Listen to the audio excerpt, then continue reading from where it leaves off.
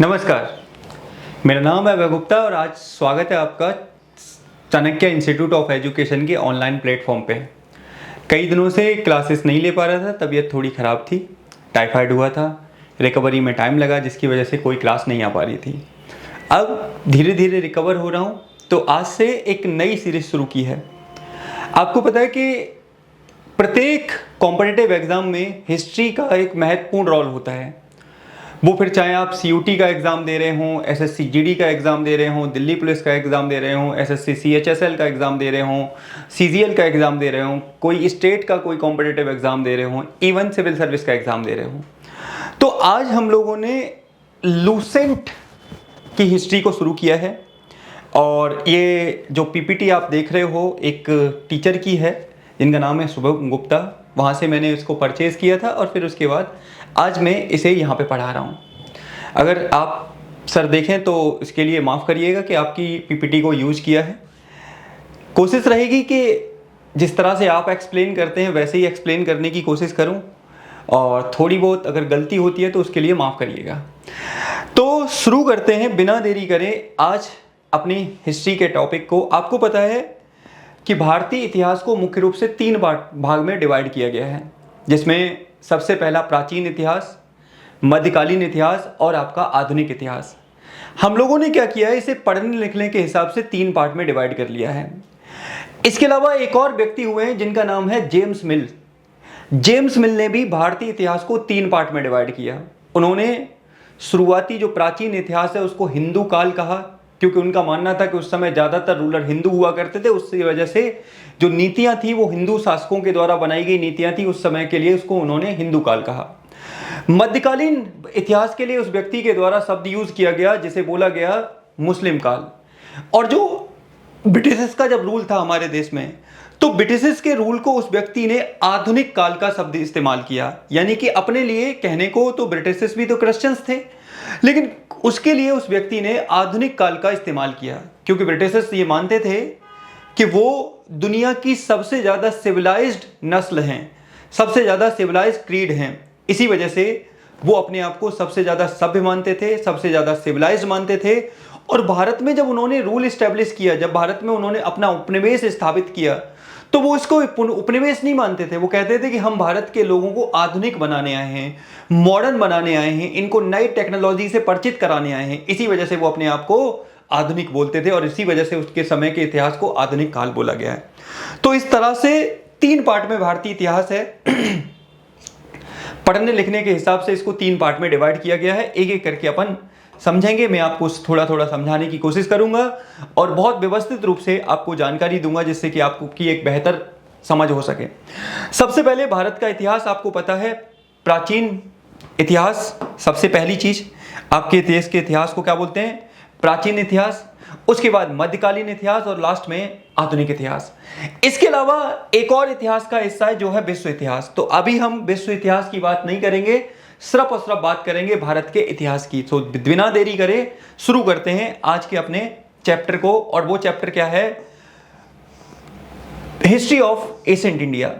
अब क्वेश्चन उठता है कि प्राचीन भारत को समझने के लिए हम लोग कौन कौन से सोर्सेस का इस्तेमाल करते हैं, कौन कौन से सोर्सेस का इस्तेमाल हमारे द्वारा प्राचीन भारत के इतिहास को समझने के लिए किया जाता है।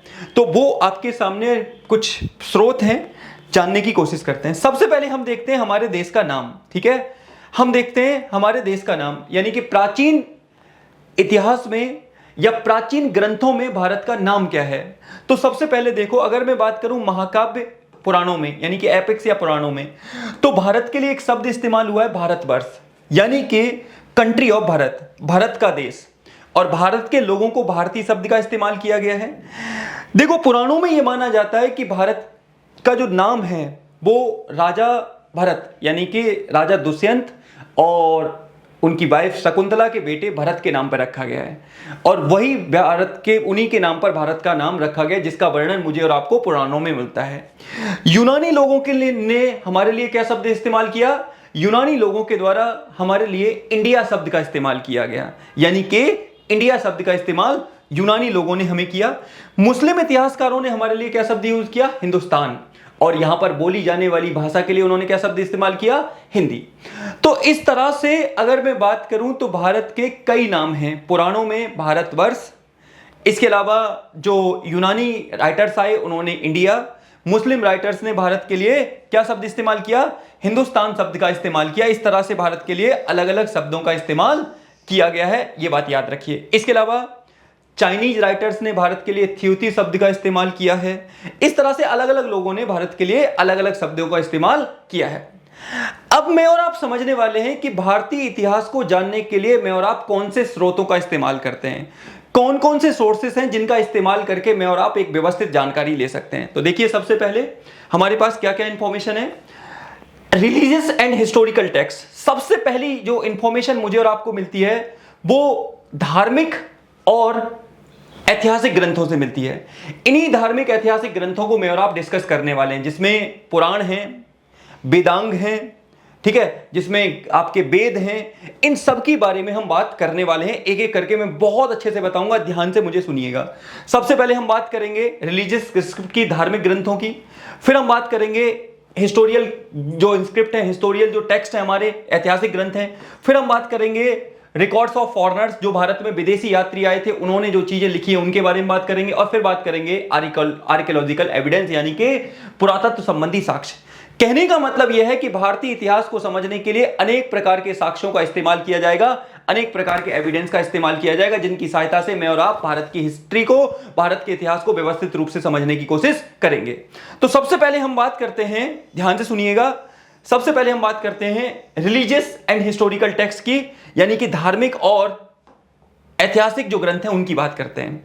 हम धार्मिक ग्रंथों में पढ़ेंगे वेदों के बारे में, हम पढ़ेंगे ब्राह्मण ग्रंथों के बारे में, हम पढ़ेंगे पुराण के बारे में, हम बात करेंगे वेदांग, उपनिषद, स्मृति स्क्रिप्ट, धर्मसूत्र, अरण्यक, जैन लिटरेचर और बुद्धिस्ट लिटरेचर। यानी कि ये वो धार्मिक ग्रंथ हैं जो भारत की हिस्ट्री की जानकारी देते हैं, जो भारत के इतिहास की जानकारी देते हैं। पहला चैप्टर है इंट्रोडक्टरी, थोड़ा सा टाइम लगेगा, बाद में देखिएगा बहुत स्मूथ से हम चलेंगे और आपको बहुत अच्छे से समझ में आएंगी चीजें।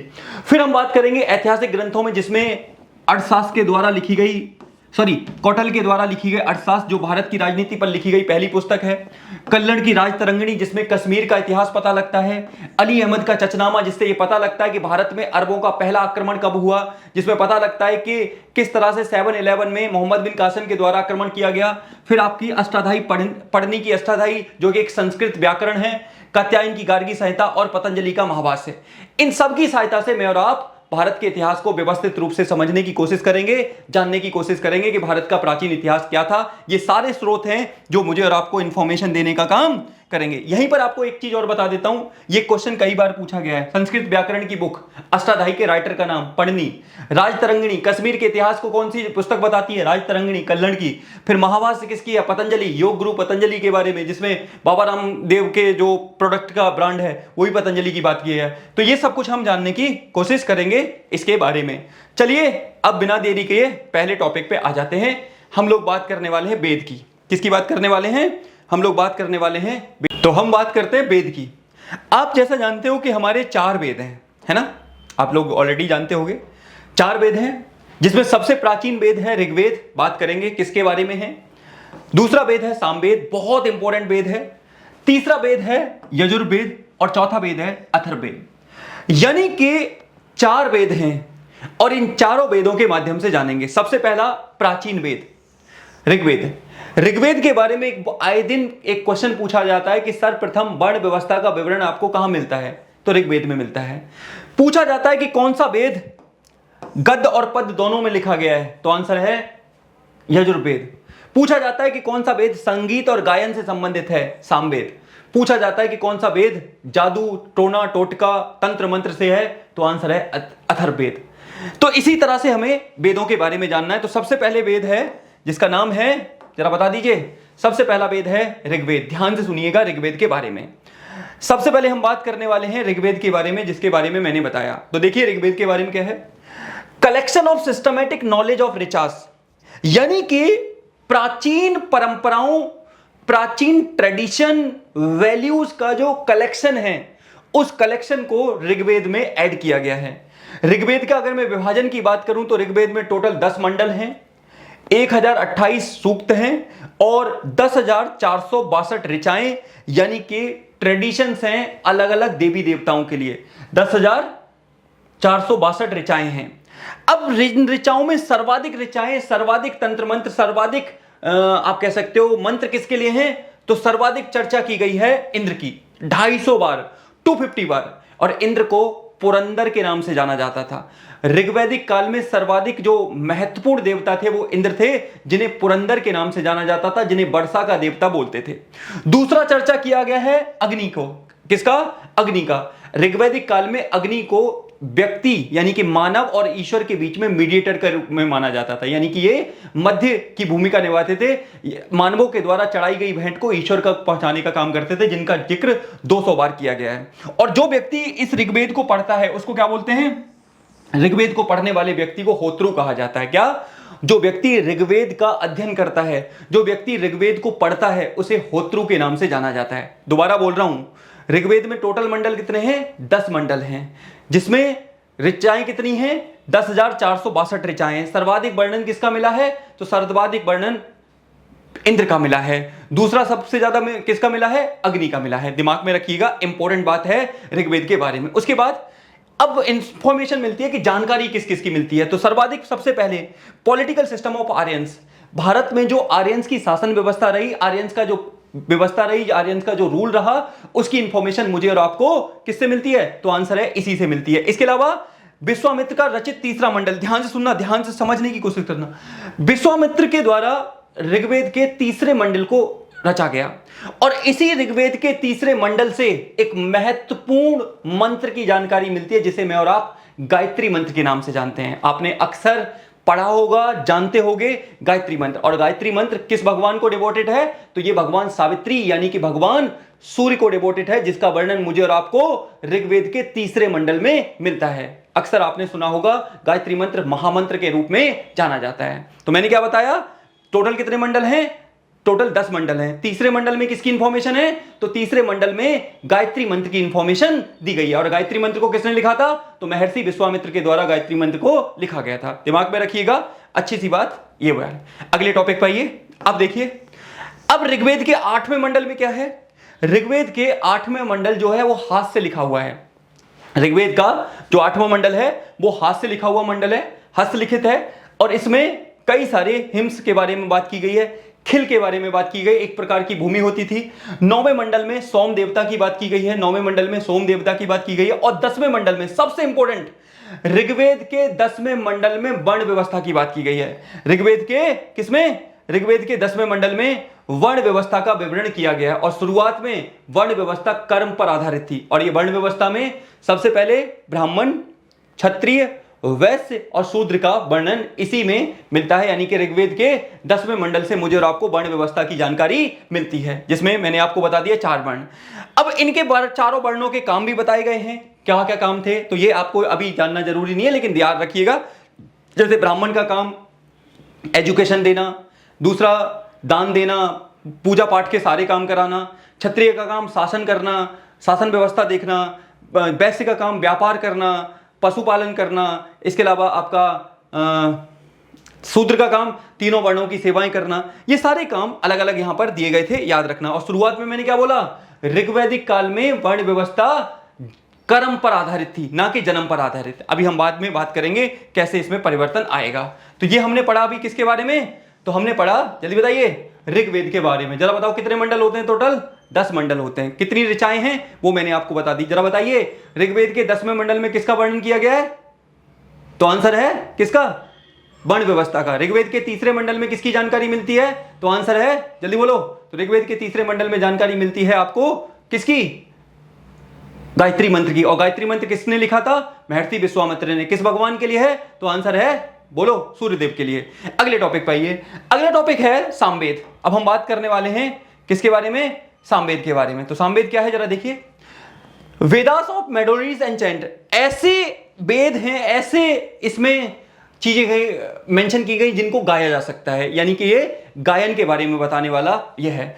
फादर ऑफ इंडियन म्यूजिक, यहां पर भारत के संगीत के बारे में जानकारी मिलती है। और इसके पढ़ने वाले व्यक्ति को उद्रात्रु कहते हैं या उद्रात्री कहते हैं। दिमाग में रखिएगा, कौन सा वेद गायन से संबंधित है, डांसिंग से संबंधित है, तो आंसर है सामवेद। और इसके बोलने वाले व्यक्ति को जो पढ़ता है इसको उद्रात्री या उद्रातु कहा जाता है, दिमाग में रखिएगा। अगला आता है आपका, अगला वेद कौन सा है? यजुर्वेद। अगला वेद कौन सा है? यजुर्वेद। अब यजुर्वेद में क्या है, मैंने अभी बताया आपको, कंपाइलेशन ऑफ रिचुअल्स, कर्मकांड, विधि व्यवस्था, धार्मिक विधि व्यवस्था इसमें मिलती है। और एक और बात, सबसे इंपॉर्टेंट चीज, ये गद्य और पद दोनों में अवेलेबल है, गद्य और पद दोनों में अवेलेबल है। और जो व्यक्ति कौन पढ़ता है इसको पढ़ने वाले व्यक्ति को अधर्व्यू कहते हैं। क्या कहते हैं? इसके पढ़ने वाले व्यक्ति को अधर्व्यू कहा जाता है। और ये गद्य और पद दोनों में अवेलेबल है। कौन सा वाला, जल्दी बताइए। तो आंसर है यजुर्वेद, गद्य और पद दोनों में अवेलेबल है। कर्मकांड से विवरण सारे इसी में मिलते हैं और इसके पढ़ने वाले व्यक्ति को अधर्व्यू कहा जाता है। सामवेद को पढ़ने वाले व्यक्ति को क्या कहा जाता है? उद्रातु कहा जाता है। क्या कहा जाता है? उद्रातु कहा जाता है। जबकि ऋग्वेद को पढ़ने वाले व्यक्ति को क्या कहा जाता है? होत्रु कहा जाता है। चलिए अगली पे आइए, अगला कौन सा है? अगला है अथर्ववेद। अगला कौन सा भाई? अथर्ववेद। ध्यान से सुनिएगा, अगला कौन सा है? अथर्ववेद। तो हम बात कर रहे हैं अथर्ववेद की। अथर्ववेद में क्या किया गया? सबसे आखिरी में रचित, सबसे लास्ट में, सबसे पहले ऋग्वेद, सामवेद, यजुर्वेद और अथर्ववेद। किसने लिखा इसे? महर्षि अथर्वा के द्वारा लिखा गया था। किसके द्वारा? महर्षि अथर्वा के द्वारा इसको लिखा गया था। इसमें जानकारी और देखो, रोग निवारण, तंत्र मंत्र, जादू टोना, विवाह, मैंने बताया रोग निवारण, जादू टोना, तंत्र मंत्र, इसकी सबकी जानकारी मिलती है। इसके अलावा सामान्य मनुष्यों के विचार और अंधविश्वास की जानकारी मिलती है कि कैसे मनुष्य अंधविश्वासों का पालन करते हैं, कैसे अंधविश्वासों में संलिप्त हो जाते हैं, उसकी जानकारी मुझे मिलती है। इसी में सभा और समिति, ध्यान से सुनिएगा, प्रजापति मतलब रूलर की दो पुत्रियां बताई गई हैं। कौन कौन सी? सभा और समिति। रूलर की दो पुत्रियां हैं जिनका नाम है सभा और समिति। इसके अलावा कन्याओं के जन्म की निंदा की गई है। यह सबसे बेकार चीज है, यानी कि अथर्ववेद में कन्याओं की निंदा की गई है, जन्म की निंदा की गई है, कन्याओं के जन्म को अच्छा नहीं बताया गया है। यह अपने आप में सोचने वाली बात है कि कन्याओं का जन्म कैसे खराब हो सकता है, लेकिन अपने मेंशन किया है तो मैंने आपको बता दिया। दोबारा बोल रहा हूं, कौन सा वेद की बात कर रहे हैं? अथर्ववेद। किसके बारे में? जादू, टोना, टोटका, विवाह संबंधी नियम इसी में मिलते हैं। इसी में प्रजापति की दो पुत्रियां बताई गई हैं, सभा और समिति। ये बात दिमाग में रखिएगा। चलिए आगे। तो अभी हमने 4 वेदों के बारे में पढ़ा, 4 वेदों का विवरण लिया और याद रखिएगा इनके बारे में। अगला टॉपिक हमारा आता है वेदांग। देखो, अब मैं आपको यहां पर एक चीज बताना चाहता हूं। वेदांग के ऊपर क्वेश्चन बहुत रेयर पूछा जाता है, लेकिन फिर भी बस क्विक इंफॉर्मेशन में और आप ले लेते हैं जल्दी जल्दी कि क्या क्या इसमें बताया गया है। वेदांग में देखो क्या है? कंपोज टू अंडरस्टैंड वेदास, यानी कि वेदों को समझने के लिए जो लिखे गए काव्य हैं उनको वेदांग कहा जाता है। इनकी संख्या कितनी है? 6 है, जिसमें शिक्षा, कल्प, व्याकरण, निरुक्त, छंद और ज्योतिष, ये किसों लिखे गए थे? जिससे कि वेदों को आसानी से समझा जा सके, वेदों की भाषा को समझा जा सके, वेदों के वाक्यों को समझा जा सके, वेदों की कहानी को समझा जा सके, इसीलिए इनको लिखा गया था। तो ये थोड़ा सा याद रख लीजिएगा, ज्यादा इंपॉर्टेंट है नहीं यहां पे। अब बात आती है पुराण। This is very very important topic, so guys listen to me very carefully. पुराण सर्वाधिक इंपॉर्टेंट टॉपिक है, यहां से आपसे पूछेगा टोटल पुराण कितने हैं हमारे? 18 पुराण है। देखिए, तो आंसर है west arrange description of Indian historical stories. भारतीय इतिहास की व्यवस्थित जानकारी जो मुझे और आपको मिलती है वो पुराणों के माध्यम से मिलती है। दूसरा, इनको लिखा किसने था? कंपोजर कौन है? तो लोमहर्ष व उनके पुत्र उग्रसेवा। लोमहर्ष और उनके पुत्र उग्रसेवा के द्वारा इसको लिखा गया था। अधिकांश पुराण संस्कृत में है, ये तो बताने की जरूरत नहीं है। और जो व्यक्ति पुराणों को पढ़ता है उसे क्या बोलते हैं? जो व्यक्ति पुराणों को पढ़ता है उसे पुजारी कहा जाता है, यानी कि जो व्यक्ति पुराणों का अध्ययन करता है उसे पुजारी के नाम से जाना जाता है। अब कितना है? स्त्री और शूद्र को इसके पाठन की अनुमति ली थी, हालांकि वो इसे सुन सकते थे। यानी कि अब देखो, शुरुआत में पुराणों को लेकर महिलाएं इसे पढ़ नहीं सकती थी, शूद्र इसे पढ़ नहीं सकते थे, लेकिन सुन सकते थे। और टोटल कितने हैं? तो टोटल 18 पुराण हैं, याद करेंगे। अभी हम बात करेंगे इनके बारे में।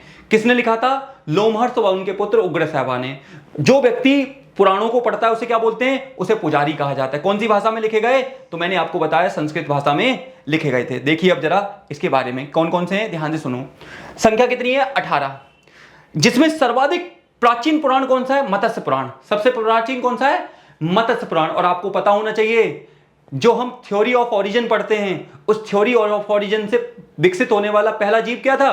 तो पहला जीव था, याद करिए, मछली। और हमारा हिंदू धर्म में जो 10 अवतार हुए हैं, उन 10 अवतारों में पहला अवतार कौन सा है? मत्स्य अवतार। तो थ्योरी ऑफ ओरिजिन कहां से रिलेटेड है? आपकी पुराणों और वेदों से ली हुई है। लेकिन मजे की बात यह है कि हम यूरोपियों की बनाई हुई थ्योरी को साइंस में पढ़ते हैं, लेकिन हमारी वेदों और जो हमारी ऐतिहासिक है उस पर हम बिलीव नहीं करते। तो पहला अवतार कौन सा था? मत्स्य। और थ्योरी ऑफ ओरिजिन में भी क्या बोला गया है? पहला अवतार कौन सा था? तब भी आंसर है मत्स्य, मछली, पानी में रहने वाला जीव। तो मत्स्य पुराण सबसे प्राचीन है और इसमें आंध्र और सातवाहन राजाओं का इंफॉर्मेशन मिलती है। तो क्वेश्चन पूछा जाता है निम्न में से कौन सा पुराण सातवाहन राजाओं से संबंधित है? योर आंसर इज मत्स्य पुराण। सर्वाधिक प्राचीन पुराण कौन सा है? तब भी आंसर है आपका मत्स्य पुराण। इसके अलावा विष्णु पुराण, इसके अलावा विष्णु पुराण। विष्णु पुराण में किसकी जानकारी मिलती है? मौर्य वंश की। आपको पता होना चाहिए मौर्य वंश की स्थापना किसने की? 321 बीसी में। किसके द्वारा? चंद्रगुप्त मौर्य के द्वारा की गई थी। इसका अगला राजा बिंदुसार और सर्वाधिक इस वंश का सर्वाधिक पावरफुल राजा अशोक, जो अपनी नीतियों के लिए जाना जाएगा, जो अपने धर्म के प्रचार के लिए जाना जाएगा, जो 84,000 स्तूप बनाने के लिए जाना जाएगा और ऐसा राजा जो सदा के लिए अपना युद्ध का त्याग कर देगा। तो वो राजा मौर्य वंश से था। और इसी राजा के दरबार में, इन्हीं मौर्य वंश के दरबार में सर्वाधिक पावरफुल व्यक्ति जिन्हें चाणक्य कहा जाता है, जिन्हें विष्णुगुप्त कहा जाता है, इनकी इंफॉर्मेशन मुझे और आपको किससे मिलती है? विष्णु पुराण से मिलती है। तो विष्णु पुराण में कौन से वंश की? मौर्य वंश की इंफॉर्मेशन मिलती है। इसके अलावा वायु पुराण, वायु पुराण में किसकी इंफॉर्मेशन मिलती है? गुप्त वंश की। गुप्त वंश का फाउंडर कौन था? श्रीगुप्त। कौन था? श्रीगुप्त। और याद रखिएगा गुप्त वंश का सर्वाधिक पावरफुल रूलर समुद्रगुप्त, जिसे भारत का नेपोलियन कहा जाता है, जिसके बारे में उसके दरबारी कवि कल्हण के द्वारा प्रयाग प्रशस्ति की रचना कराई गई थी। तो वायु पुराण में गुप्त वंश की जानकारी मिलती है। ब्राह्मण पुराण में पुरुवंश महापुराण जो आपका है उसकी जानकारी मिलती है। भागवत पुराण में भगवान श्री कृष्ण की जानकारी मिलती है। तो ये आपको इंपॉर्टेंट है, याद रखिएगा। सबसे पहले ये डिस्कस करिए दोबारा। मत्स्य पुराण सबसे प्राचीन है, जिसमें आंध्र सातवाहन राजाओं की जानकारी मिलती है। विष्णु पुराण में मौर्य वंश की जानकारी मिलती है। वायु पुराण में गुप्त वंश की जानकारी मिलती है। ब्राह्मण पुराण में पुरुवंश महापुराण की और भागवत पुराण में भगवान श्री कृष्ण की जानकारी मिलती है। कितने टोटल? 18 हैं। पुराणों को पढ़ने वाले व्यक्ति को क्या बोलते हैं? पुजारी बोलते हैं। कौन सी भाषा में लिखे गए? संस्कृत में। इसका रचनाकार कौन था? लोमहर्ष और उनके पुत्र उग्रसेन के द्वारा इनको लिखा गया था। शूद्रों और महिलाओं को पढ़ने की अनुमति नहीं थी, लेकिन वो सुन सकते थे। ये बात दिमाग में रखिएगा। किसके बारे में मैं बात कर रहा हूं? जल्दी बोलो। तो मैं बात कर रहा हूं आपका पुराणों के बारे में। अब आइए, अब आता है ब्राह्मण ग्रंथ। आते हैं ब्राह्मण ग्रंथ। ब्राह्मण ग्रंथ में किसी भी इंफॉर्मेशन है तो आंसर है यजनास और रिचुअल्स, यानी कि यज्ञों और कर्म कांडों की जो जानकारी है वो मुझे और आपको ब्राह्मण ग्रंथों से मिलती है। इन्हीं ब्राह्मण ग्रंथों के बारे में बात करेंगे। मेजर ब्राह्मण बुक्स कौन कौन सी हैं? सबसे पहले ऋग्वेद। अगर मैं ऋग्वेद से संबंधित बात करूं तो ऋग्वेद से जुड़ा हुआ है ऐत्रेय ब्राह्मण, सांख्यायन और कौस्तिकी ब्राह्मण। इंपॉर्टेंट है, याद रख लीजिएगा। ऋग्वेद से कौन सा है? ऐत्रेय ब्राह्मण जुड़ा हुआ है, सांख्यायन जुड़ा हुआ है, कौस्ती ब्राह्मण जुड़ा हुआ है। शुक्ल यजुर्वेद से सतपथ ब्राह्मण। ये पूछा जाता है कि सतपथ ब्राह्मण का संबंध किससे है? तो आंसर है शुक्ल यजुर्वेद से। कृष्ण यजुर्वेद से क्या है? तैत्रीय ब्राह्मण है। सामवेद से पंचविश, तांडव। इसके अलावा समाजवेद। सबसे इंपॉर्टेंट है जैमिनी। इसमें याद रखिएगा जैमिनी ब्राह्मण का संबंध आपका किससे है? सामवेद से। और अथर्ववेद से है गौपथ ब्राह्मण। गौपथ ब्राह्मण किससे है? तो आंसर है अथर्ववेद से है। गौपथ ब्राह्मण का संबंध किससे है? अथर्ववेद से। और एक और बात, सतपथ ब्राह्मण में जो सतपथ ब्राह्मण है जो शुक्ल यजुर्वेद का है, उसमें स्त्री को पुरुष की अर्धांगिनी कहा गया है। सतपथ ब्राह्मण में स्त्री को पुरुष की अर्धांगिनी की बात की गई है। ज्यादा इंपॉर्टेंट नहीं है, पूछे बहुत रेयर जाते हैं, लेकिन फिर भी एक दो याद रखिए। जैसे ऋग्वेद में ऐत्रेय ब्राह्मण, सांख्यायन की बात याद रखिएगा। यजुर्वेद में आपका शुक्ल में सतपथ ब्राह्मण, कृष्ण यजुर्वेद में तैत्रीय ब्राह्मण, सामवेद में ये जैमिनी याद रखिएगा और अथर्ववेद में गौपथ ब्राह्मण याद रखिएगा। और मैंने बताया शुक्ल यजुर्वेद के सतपथ ब्राह्मण में महिला को, यानी कि स्त्री को पुरुष की अर्धांगिनी कहा गया है। ये थोड़ा सा दिमाग में आप लोग याद रख लेना। चलिए अगले टॉपिक पे आते हैं। अगला टॉपिक क्या है? अन्य वैदिक साहित्य क्या है? अब मैत्रेयी एक है वैदिक साहित्य, मैत्रेयी। इस मैत्रेयी में वुमेन को सबसे बेकार पोजीशन को बताया गया है। वुमेन को सबसे बेकार बताया गया है। किससे तुलना की गई है? वुमेन की तुलना जुआ शराब की भांति स्त्री को पुरुष का तीसरा मुख्य दोष बनाया गया है। यानी कि एक पुरुष में 3 दोष होते हैं, एक जुआ, शराब और तीसरा दोष होता है महिलाओं के प्रति आकर्षण। ये 3 दोष बताए गए हैं किसमें? तो मैत्रेयी में बताए गए। ये महिलाओं को लेकर बात कही गई, यानी कि महिलाओं की सबसे बेकार कंडीशन मैत्रेयी ब्राह्मण में बताई गई है। उसके बाद है मनुस्मृति। मनुस्मृति सबसे ओल्डेस्ट स्मृति बुक है, सबसे प्राचीन लॉ बुक है, प्राचीन विधि बुक है, जिसमें परिवारों के बारे में जानकारी है।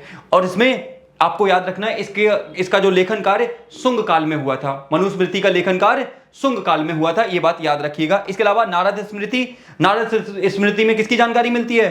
तो इसमें गुप्त वंश की जानकारी मिलती है। नारद स्मृति में किसकी जानकारी? गुप्त वंश की जानकारी मिलती है, ये बात याद रखिए। अब हमने ब्राह्मण ग्रंथ देख लिए, अब हम बात करने वाले हैं बौद्ध ग्रंथ। जरा ध्यान से सुनिएगा, हम क्या बात करने वाले हैं? बौद्ध ग्रंथ। अगर मैं बात करूं तो सबसे पहले है जातक। जातक क्या है? गौतम बुद्ध के जीवन से पूर्व लिखी गई उनके जीवन से संबंधित कहानियों के संग्रह को जातक कहा जाता है। क्या? गौतम बुद्ध के जीवन से संबंधित पूर्व कहानियों को जातक कहा जाता है। इसके अलावा त्रिपिटक, गौतम बुद्ध से संबंधित 3 सर्वाधिक महत्वपूर्ण ग्रंथ हैं, जिसमें एक तीनों के समूह को क्या बोलते हैं? त्रिपिटक। त्रिपिटक का मतलब होता है 3 टोकरियां। 3 टोकरियों के समूह से बने हुए ग्रंथों को त्रिपिटक कहा जाता है, जिसमें विनय पिटक, सूत्र पिटक और अभिधम पिटक। विनय पिटक, सूत्र पिटक और अभिधम पिटक। सबसे पहले हम बात करेंगे कि विनय पिटक में क्या बात की गई है। तो विनय पिटक में गौतम बुद्ध के द्वारा बनाए गए संघ में जो शामिल होने वाले भिक्षु भिक्षुणी थे, उनके लिए नियम कानूनों की बात विनय पिटक में की गई है।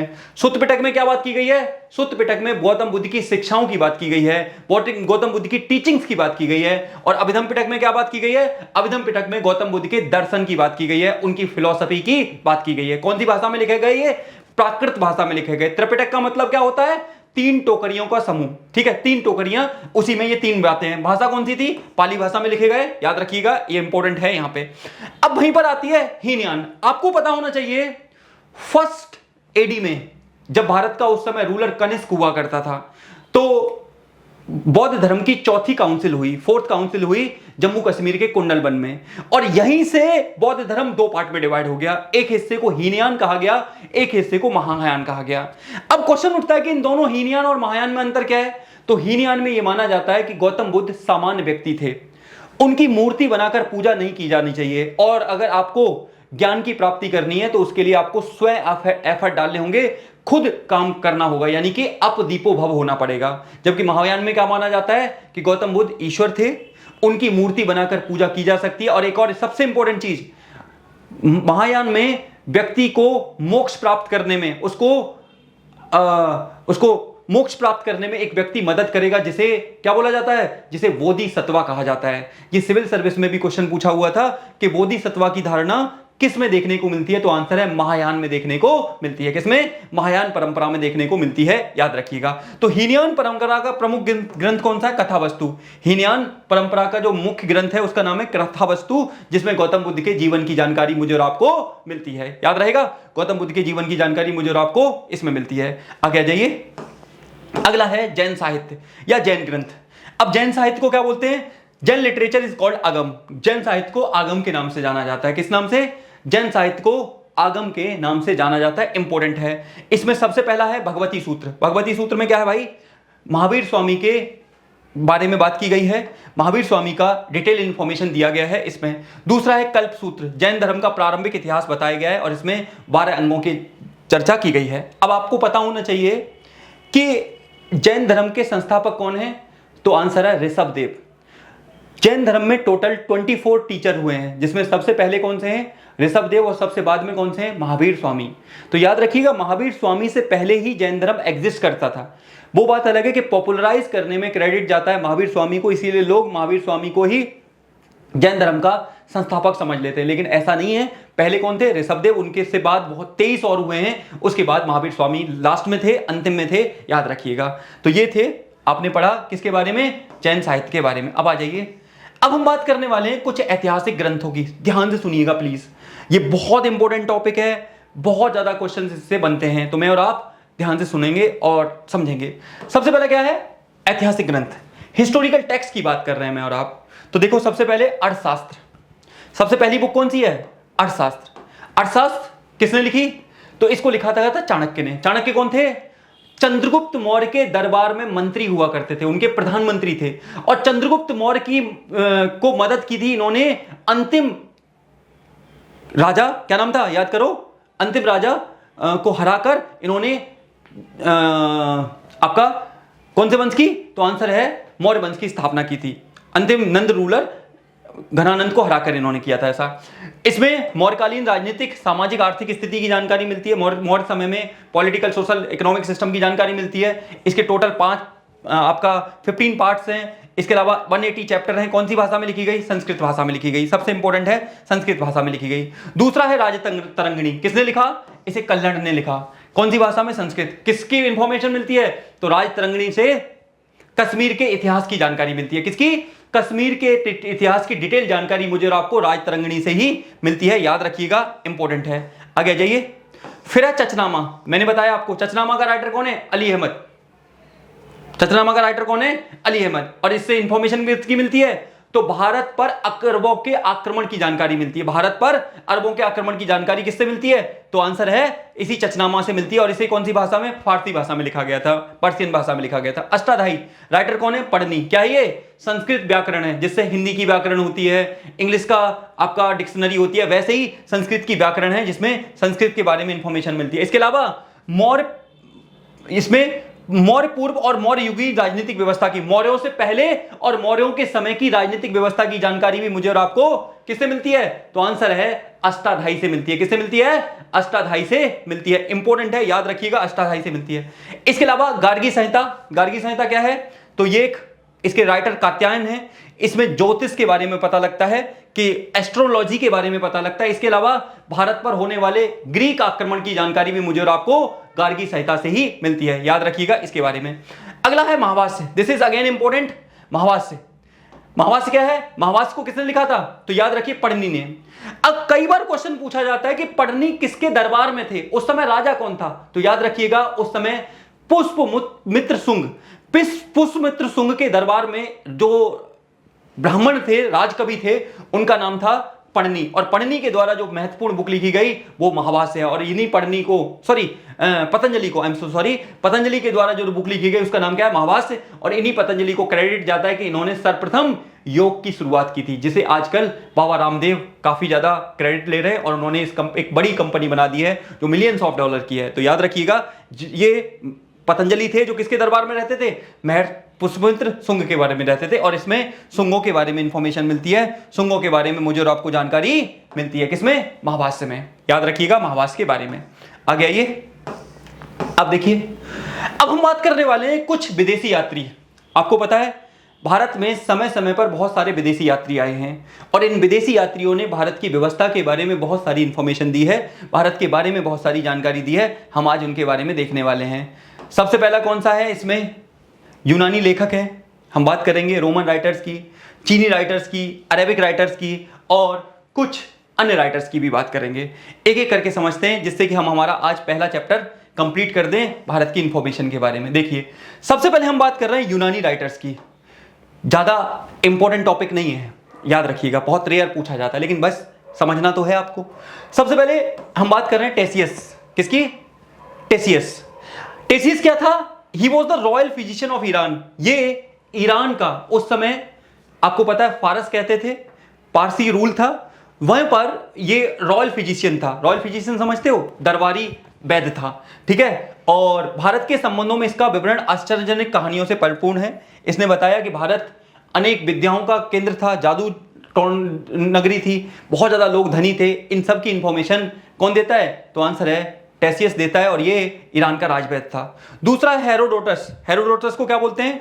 फादर ऑफ हिस्ट्री कहा जाता है इसको। हेरोडोटस को क्या कहा जाता है? Father of history. और इसकी बुक का नाम है हिस्टोरिका। और इस हिस्टोरिका में भी भारत की अच्छी खासी इंफॉर्मेशन मिलती है, भारत के बारे में अच्छी खासी जानकारी मिलती है। तीसरा व्यक्ति है Megasthenes. This is very very important.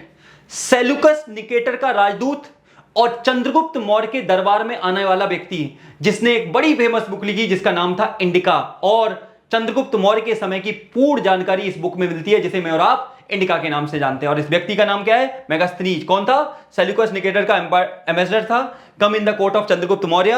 Book का नाम इंडिका मैंने बता दिया। और मौर्य व्यवस्था के बारे में जानकारी बहुत डिटेल में देता है। कौन व्यक्ति? तो आंसर है, बताइए, मेगास्थनीज। बुक का नाम क्या है? इंडिका। किसके समय आया?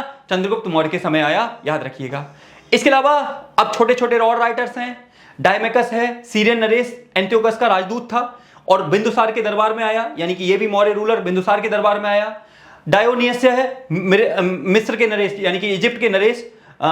टॉलमी फिलडेल्फस का राजदूत था, अशोक के दरबार में आया।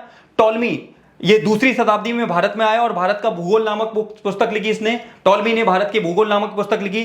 पिल्नी की बुक का नाम है नेचुरल हिस्ट्री और इसने भारत के वनस्पति और जीवों के बारे में जानकारी दी और नेचुरल हिस्ट्री नाम की इसने बुक लिखी। ये भारत के बारे में इंफॉर्मेशन देने वाले सारे विदेशी लोग हैं, याद रखिएगा। इसके अलावा एक और बुक है जिसका नाम है पेरिप्लस ऑफ इरिथ्रियन सी। यहां पेरिप्लस का मतलब क्या होता है? समुद्री यात्रा, और इरिथ्रियन सी का मतलब है रेड सी। तो कोई राइटर रहा होगा जो रेड सी से पार करता हुआ भारत की तरफ आया होगा और इसने इस बुक का नाम लिखा जिसका नाम है पेरिप्लस ऑफ द इरिथ्रियन सी।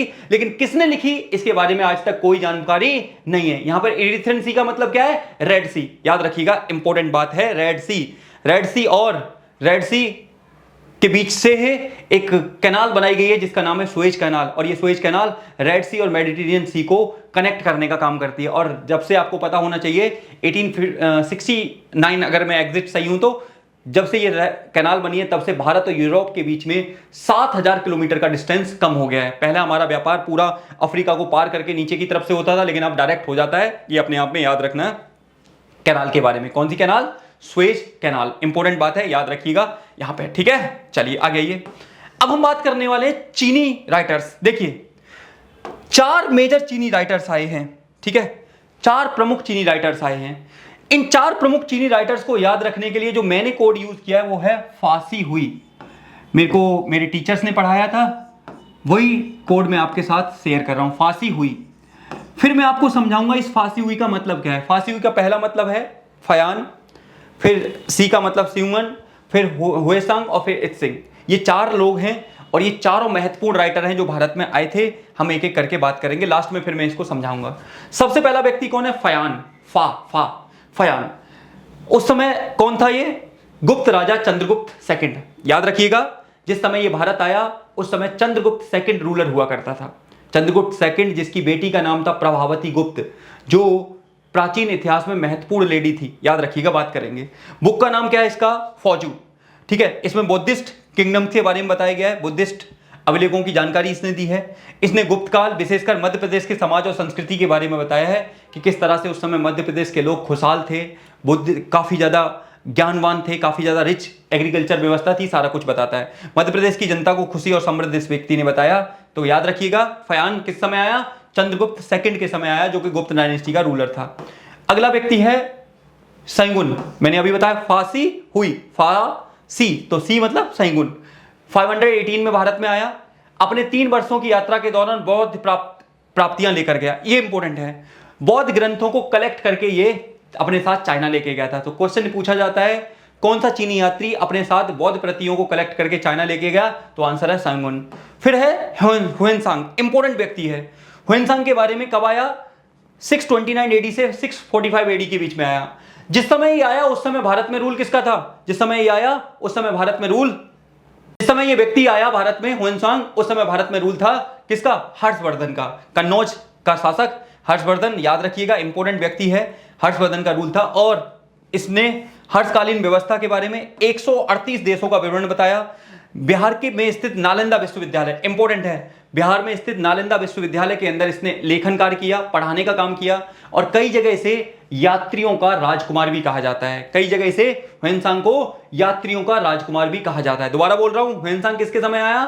तो हर्षवर्धन के समय आया। कब आया? 629 से लेकर 645 के बीच में आया। हर्षवर्धन 15 वर्ष भारत में रहा और इसकी बुक का नाम क्या है? इसकी बुक का नाम है सुईकी। क्या नाम है? सुईकी, जो हर्ष के कन्नौज शासन के बारे में 138 देशों की इंफॉर्मेशन देती है और यह बताता है कि उस समय भारत बहुत ज्यादा खुशहाल देश हुआ करता था। याद रखिए किसकी बात कर रहा हूं? तो मैं बात कर रहा हूं हुएनसांग की। अंतिम कौन है? इत्सिंग। अब देखो, अब आपको समझ में आ गया, फांसी हुई। सबसे पहले फयान, सैंगुन, हुएनसांग और लास्ट में इत्सिंग। इत्सिंग के बारे में देखिए जरा, इत्सिंग के बारे में देखिए, बताइए जरा क्या है। 7वीं सदी के अंत में भारत आया। यह चीनी यात्री और अनुवादक था। 7th सेंचुरी में आया। जानकारी समकालीन भारत की जानकारी देता है। नालंदा और विक्रमशिला विश्वविद्यालय की जानकारी देता है। बताइए जरा, विक्रमशिला विश्वविद्यालय किसके द्वारा बनवाया गया था? धर्मपाल के द्वारा बनाया था। धर्मपाल के पाल शासक धर्मपाल के द्वारा बनवाया गया था। जबकि ये बताइए नालंदा विश्वविद्यालय किसके द्वारा बनवाया गया था? ये आपका काम है। नालंदा विश्वविद्यालय किस व्यक्ति के द्वारा बनवाया गया था? ये बता देता हूं, ये गुप्त शासक था। आपको बताना है कौन था ये गुप्त शासक। आपके सामने ऑप्शन दे रहा हूं। क्या ये चंद्रगुप्त था सेकंड? क्या ये श्रीगुप्त था? क्या ये आपका समुद्रगुप्त था या इनमें से कोई नहीं? आपको इसका आंसर कमेंट में देना है। तो मैंने बताया था फांसी हुई, फांसी हुई, देखिए फांसी हुई कैसे याद रखना है आपको, फांसी हुई, तो फासे फयान, सी से सयुंगुन, हु से हुएनसांग और ई से इत्सिंग, इस तरह से ये आपको याद रखना है, फांसी हुई। ठीक है, तो ये थे चाइनीज ट्रेवलर जो भारत में आए थे और भारत के बारे में इंफॉर्मेशन इनके द्वारा दी गई। चलिए आगे आ जाइए। अब कुछ अरबी लेखक है, लास्ट टॉपिक है और जल्दी से चैप्टर अपना खत्म करते हैं। अरबी लेखक देखिए, अरबी लेखक में सबसे पहला नाम है अल-बिरूनी का। अल-बिरूनी आपको पता होना चाहिए, अल-बिरूनी का जन्म कहां पर हुआ था? 973 में वर्तमान के उज्बेकिस्तान के ख्वारिज्म शहर में हुआ था और उस समय ख्वारिज्म अपने आप में शिक्षा का केंद्र माना जाता था और महमूद गजनबी ने जब इस पर आक्रमण किया तो वो अपने साथ धन दौलत के साथ साथ बहुत सारे विद्वानों को लूट कर ले आया था, जिसमें एक नाम अल-बिरूनी भी था।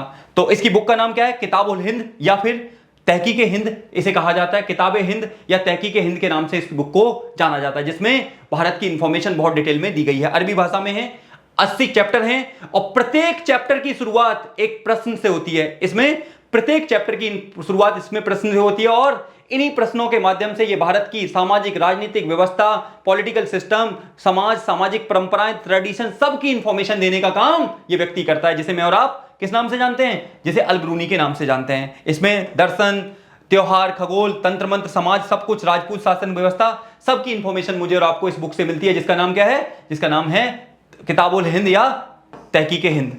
अगला व्यक्ति कौन है? Ibn Battuta. इब्न बतूता का जन्म वर्तमान के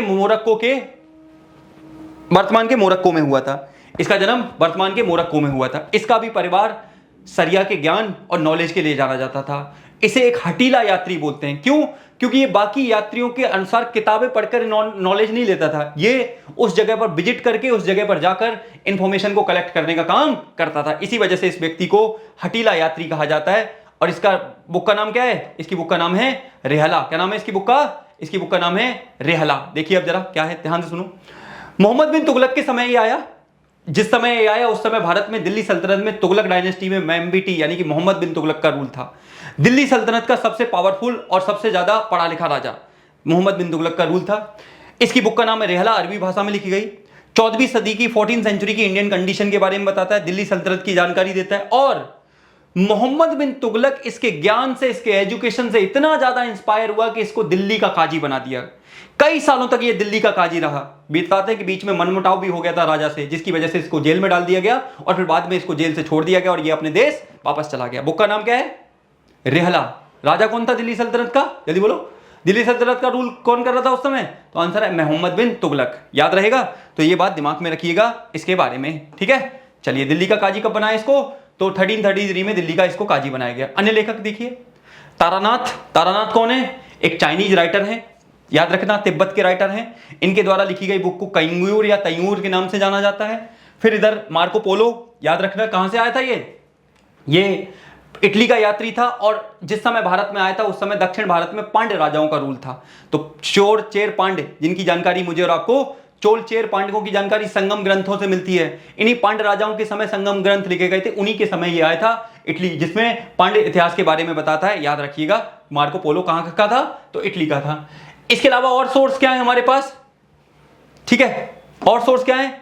अभिलेख हैं, फिर पिलर्स हैं, फिर आपका सिक्के हैं।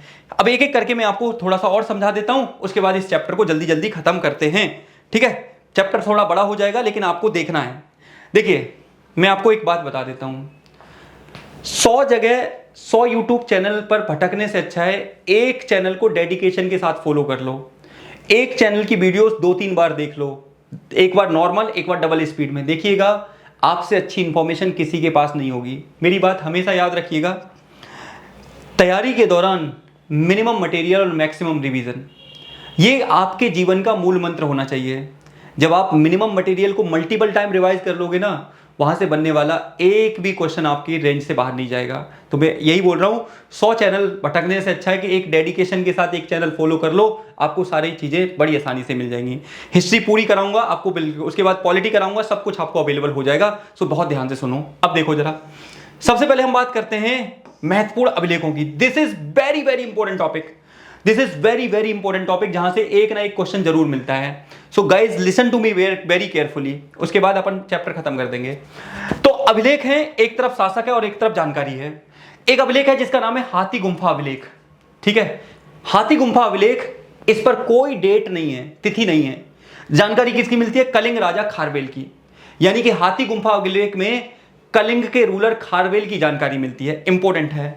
जूनागढ़ अभिलेख, जूनागढ़ अभिलेख कहां से मिला है? जिसे गिरनार अभिलेख भी बोलते हैं, ये गुजरात में मिला है। इसमें रुद्रामन की जानकारी मिलती है, शक रूलर रुद्रामन की जानकारी मिलती है, जिसने गुजरात की जो सुदर्शन झील थी उसको रिपेयर करवाने का काम किया था रुद्रामन ने। नासिक अभिलेख, this is very very important. Nashik अभिलेख में गौतमी पुत्र बलश्री की जानकारी मिलती है। प्रयाग स्तंभ में समुद्रगुप्त की जानकारी मिलती है। प्रयाग प्रशस्ति भी बोलते हैं, जिसमें कल्लड़ ने लिखवाया था, इसके संस्कृत में लिखा गया था, जिसमें समुद्रगुप्त की जानकारी मिलती है। ऐहोल अभिलेख में पुलकेशन सेकंड की जानकारी मिलती है। ऐहोल अभिलेख में किसकी? पुलकेशन सेकंड की जानकारी मिलती है। मंदसौर अभिलेख में मालवा नरेश यशोवर्मन की जानकारी। इसके अलावा मंदसौर अभिलेख से ही रेशम बुनकरों की जानकारी मिलती है, जो गुजरात के लाट से मध्य प्रदेश के मंदसौर में आ गए थे, मध्य प्रदेश के राजा की प्रशंसा सुनकर। तो ये बात दिमाग में रखिएगा। तो मंदसौर अभिलेख से मुझे और आपको इसकी इंफॉर्मेशन मिलती है। इसके अलावा ग्वालियर अभिलेख से प्रत्यार नरेश राजा भोज की जानकारी मिलती है। राजा भोज, जिनके बारे में आप जानते हो, जिनके नाम पर ही क्या है, भोपाल शहर बसाया गया है। और सबसे पुराना जो लेक है, भोज लेक, वो भी आपको इन्हीं के नाम पर पड़ी है। भीतरी अभिलेख इंपॉर्टेंट है। भीतरी अभिलेख या जूनागढ़ अभिलेख, इस भीतरी अभिलेख में किसकी इंफॉर्मेशन मिलती है? इस भीतरी अभिलेख में आपको याद रखना है किसकी? भारत पर होने वाले कौन से हूण आक्रमण की जानकारी। भारत पर होने वाले हूण आक्रमण की जानकारी मुझे और आपको भीतरी अभिलेख से मिलती है। देवपाड़ा अभिलेख से बंगाल के शासक विजय सेन की इंफॉर्मेशन मिलती है। Besnagar, this is very very important. Besnagar यानी कि विदिशा, वर्तमान का मध्य प्रदेश से मिलने वाला बेसनगर या गरुड़ स्तंभ, इसमें होलियोडोरस के बारे में जानकारी मिलती है। होलियोडोरस के बारे में कहा जाता है कि इसने भारत में आकर भगवती धर्म को अपना लिया था, और इसमें evidence of the development of Bhagavata religion in central India, यानी कि मध्य भारत में जो भगवती धर्म की शुरुआत हुई, वो मुझे और आपको बेसनगर के गरुड़ स्तंभ से मिलती है, जो कि होलियोडोरस ने लिखाया था। एरन अभिलेख इंपॉर्टेंट, अगेन इंपॉर्टेंट। एरन अभिलेख जो कि भानुगुप्त, गुप्त रूलर भानुगुप्त के बारे में जानकारी देता है। इसमें पता लगा किसके बारे में? इसमें सती प्रथा का लिखित वर्णन मिलता है, यानी कि सती प्रथा का पहला लिखित साक्ष्य जो मिलता है वो कौन से मिलता है? एरन अभिलेख से। सती प्रथा का लिखित साक्ष्य जो मिलता है वो एरन अभिलेख से मिलता है। और लास्ट में एशिया माइनर यानी कि बोगज कोई अभिलेख। बोगज को याद रखना है कि ये वर्तमान में भारत से नहीं मिला है, ये वर्तमान के अफगानिस्तान में मिला है। और बोगज को से वैदिक देवताओं किसके बारे में? मित्र, वरुण, इंद्र, नासत्य का उल्लेख मिलता है। तो वरुण, इंद्र का उल्लेख किससे मिलता है? बोगज कोई अभिलेख से मिलता है, जो कि वर्तमान में कहां है? जो वर्तमान में आपको कहां देखने को मिलेगा? वर्तमान में अफगानिस्तान की तरफ देखने को मिलेगा। तो ये थोड़ा सा दिमाग में रख लेना। उसके बाद कुछ सिक्के हैं आई थिंक, और उसके बाद चैप्टर अपना खत्म हो जाएगा। फटाफट खत्म करते हैं। कुछ सिक्के हैं, सिक्के भी हमें, प्राचीनतम सिक्के भी हमें इंफॉर्मेशन देते हैं। सर्वाधिक प्राचीनतम जो भारत में सिक्के हैं वो आहत सिक्के हैं, जो कई धातुओं से मिलकर बनाए गए थे। देखिए आहत सिक्के, जिन्हें कारसापण, पंचमार्क सिक्के धातु के टुकड़ों पर ठप्पा लगाकर बनाए जाते थे। सर्वप्रथम लेख वाले वो सिक्के जिस पर राजा का नाम और राजा की इमेज मिले हैं, तो इसको चलाने का क्रेडिट इंडो ग्रीक लेखकों को जाता है। किसको? इंडो ग्रीक लेखकों को जाता है। समुद्रगुप्त के द्वारा कई सारे सिक्के चलाए गए थे, जिसमें वो बीड़ा बजाते हुए दिखाया गया। इससे पता लगता है कि वो किसको मानता था? तो वो संगीत प्रेमी होने का वो मिलता है। अरेकमेडू, पंजुचेरी से बहुत सारे रोमन सिक्के मिले हैं। इसके अलावा राजा की इमेज वाले मैंने बता दिए, इंडो ग्रीक रीलर। भारत में भव्य सोने के सिक्के चलाने का क्रेडिट समुद्रगुप्त को जाता है। इसके अलावा आपका योद्धे सिक्के चलाने का क्रेडिट किसको जाता है? तो ये आदिवासी रूलर्स को जाता है। इसके अलावा भारत में सोने के सिक्के चलाने का क्रेडिट किसको जाता है? कुषाण रूलर्स को जाता है। तो इन सब से मुझे और आपको व्यवस्थित इंफॉर्मेशन मिलती है, व्यवस्थित जानकारी भारतीय इतिहास की मिलती है। ये हमने पढ़ा। मैंने आपको आज एक्सप्लेन किया कि किस तरह से भारत की जानकारी के बहुत सारे स्रोत हैं, जिनकी सहायता से मुझे और आपको भारत की व्यवस्थित जानकारी मिलती है। मैं आपको पहले भी बता चुका हूं कि 17 चैनल भटकने से अच्छा है एक कोई डेडिकेशन चैनल आप ले लो, जहां पर तैयारी को आपकी वास्तविकता के साथ कराया जाता हो। ऐसा ना हो कि एक टॉपिक करा दिया, उसके बाद एक ब्रेक दे दिया, फलाना तैयारी, ये तैयारी, वो तैयारी, ऐसा कर दिया। ऐसा नहीं होना चाहिए।